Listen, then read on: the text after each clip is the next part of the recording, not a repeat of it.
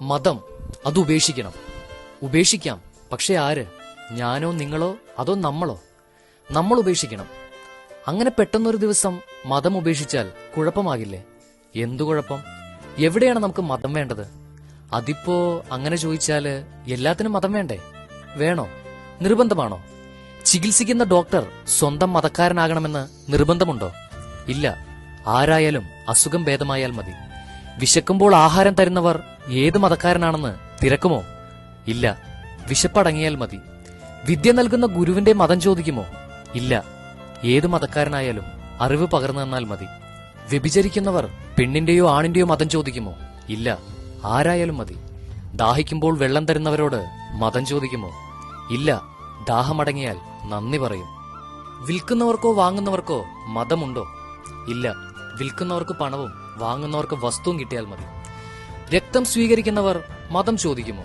ഇല്ല. ജീവൻ രക്ഷപ്പെട്ടാൽ മതി. തമാശകൾ കേൾക്കുമ്പോൾ സ്വന്തം മതക്കാരാണ് പറയുന്നത് എന്നറിഞ്ഞിട്ടേ ചിരിക്കാറുള്ളോ? അല്ല. ആര് പറഞ്ഞാലും തമാശയാണെങ്കിൽ ആരും ചിരിക്കും. നോവിന് മതമുണ്ടോ? ഇല്ല. ആർക്ക് നൊന്താലും നോവുന്നവർക്കറിയും. കഴിവുകൾക്ക് മതമുണ്ടോ? ഇല്ല. ആരിലും വന്നു ചേരാം. മത്സരങ്ങൾക്ക് മതമുണ്ടോ? ഇല്ല. വിജയമാണ് എല്ലാവരുടെയും ലക്ഷ്യം. ജനനത്തിനും മരണത്തിനും മതമുണ്ടോ? ഇല്ല.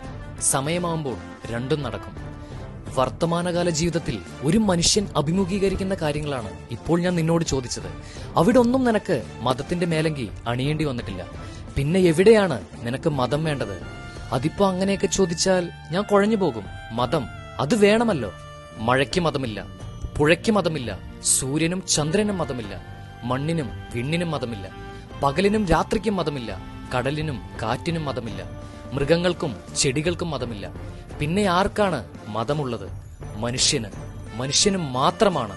വിവരവും തിരിച്ചറിവും സംസ്കാരവും ഉണ്ടെന്ന് അഹങ്കരിക്കുന്ന ചില മനുഷ്യജീവികൾക്ക് മാത്രം.